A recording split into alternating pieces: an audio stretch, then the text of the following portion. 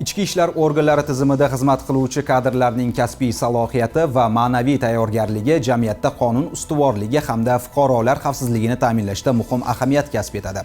Bilamizki, yosh xodimlarning xizmatga kirish jarayonida qasamyod qabul qilishi nafaqat rasmiy marosim, balki ularga yuklatilgan mas'uliyat va ishonchning ramziy ifodasi hisoblanadi.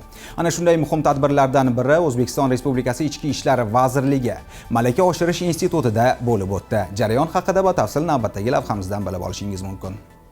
Marosim avvalida namunali intizomi, shijoati va bilim saviyasi bilan ajralib turgan tinglovchilar tomonidan davlatimiz bayrog'i tantanali tarzda saf maydoni bo'ylab olib o'tildi. Shundan so'ng O'zbekiston Respublikasi davlat madhiyasi ijro etildi. Tadbirni kirish so'zi bilan ochib bergan institut rahbari o'z nutqida so'nggi yillarda ichki ishlar organlari tizimida amalga oshirilayotgan keng ko'lamli islohotlar natijasida professional va zamonaviy kadrlar tayyorlash tizimi shakllanganini ta'kidladi. Shundan so'ng boshlang'ich kasbiy tayyorgarlikdan o'tayotgan tinglovchilar O'zbekiston Respublikasiga, xalqimizga va prezidentimizga sadoqat bilan xizmat qilish borasida tantanali qasamyod qabul qildilar.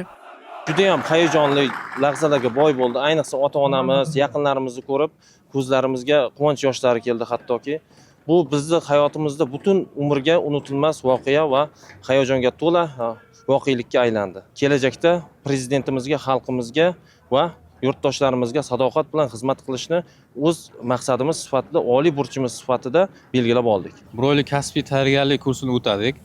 Bu kursda biz jangovar tayyorgarlik, o'quv mashg'ulotlari, saf tayyorgarligi barchasidan bilim va ko'nikmalarni o'qituvchilarimizdan oldik. Bugungi qasamyodimizga sodiq qolgan holda O'zbekiston Respublikasi prezidentiga va xalqiga sadoqat bilan xizmat qilamiz. Marosim davomida so'zga chiqqan faxriylar, tinglovchilarning ota-onalari va yaqinlari yosh xodimlarga kelgusidagi sharafli xizmat faoliyatida muvaffaqiyatlar tiladilar. Men o'ylaymanki, farzandim shu qasamyotiga sodiq bo'ladi. Qasamyot qilgan barcha yosh xodimlar kelgusida juda katta yutuqlarga erishishini, kelajakda general bo'lishlarini tilab qolaman. Mana bizning oilamizda hozirda mening otam, men, mana o'g'lim ichki ishlar organi xodim bo'ldi. Butun oilamiz bilan O'zbekiston Respublikasi xalqiga, prezidentiga, vataniga sadoqat bilan xizmat qilishga men va'da beraman.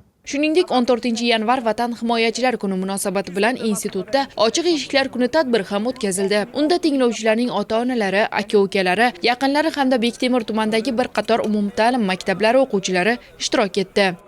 O'zbekiston Respublikasi Ichki ishlar vazirligining 2025-yil 24-dekabr kunidagi 465-sonli farmoyish imzolangan.